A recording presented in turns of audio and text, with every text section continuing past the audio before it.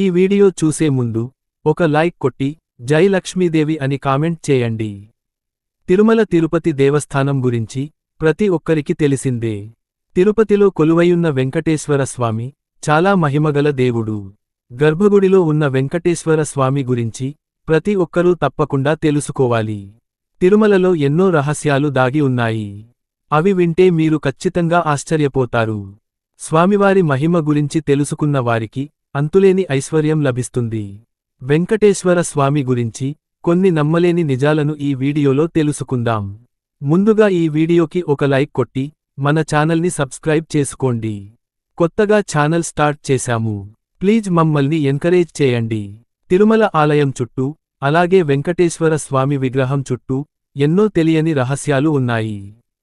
అంతుచిక్కని రహస్యాలెన్నో తిరుమలలో దాగి ఉన్నాయి. తిరుమల గర్భగుడిలో ఉన్న శ్రీవారి విగ్రహం గర్భగుడి మధ్యలో ఉన్నట్లుగా మనకి కనిపిస్తుంది. కానీ నిజానికి వెంకటేశ్వర స్వామి విగ్రహం గర్భగుడి మధ్యలో ఉండదు. గర్భగుడికి కుడివైపు మూలలో ఉంటుంది. సరిగ్గా గమనిస్తే ఇది మీకు స్పష్టంగా కనిపిస్తుంది. వెంకటేశ్వర స్వామి సంపదను తూచడం అంత సులభం కాదు. దాదాపు 11 టన్నుల బంగారపు ఆభరణాలు స్వామివారికి ఉన్నాయట.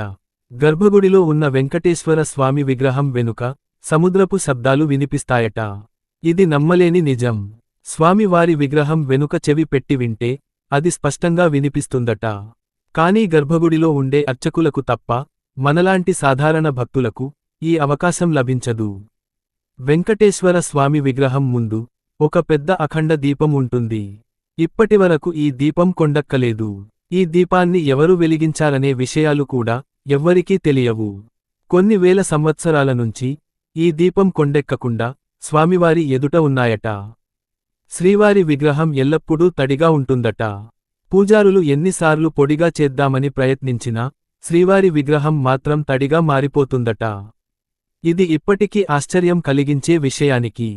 వెంకటేశ్వర స్వామి విగ్రహం వెనకాల ఒక చిన్న జలపాతం ఉంటుందట.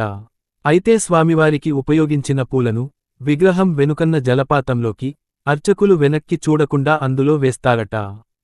ఆశ్చర్యకరంగా ఆ పూలు తిరుపతికి 20 కిలోమీటర్ల దూరంలో ఉన్న వేర్పేడులో కనిపిస్తాయట. శ్రీవారి విగ్రహానికి నిజమైన జుట్టు ఉంది. వెంకటేశ్వర స్వామి విగ్రహానికి పట్టులాంటి మృదువైన జుట్టు ఉంటుంది. వెంకటేశ్వర స్వామి గుండె మీద లక్ష్మీదేవి కొలువై ఉంటుందట.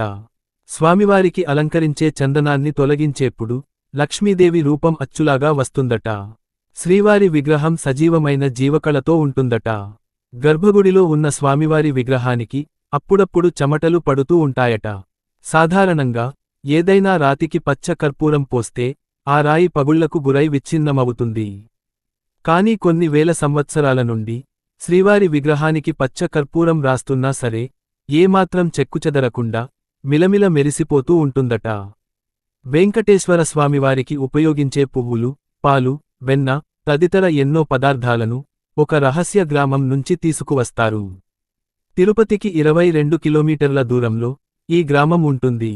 ఈ రహస్య గ్రామం గురించి ఎవరికీ తెలియదు. ఈ గ్రామంలో ఉండే ప్రజలు ఎంతో నిష్టగా ఉంటారు. ఈ వీడియో మీకు నచ్చితే లైక్ చేసి సబ్స్క్రైబ్ చేసుకోండి.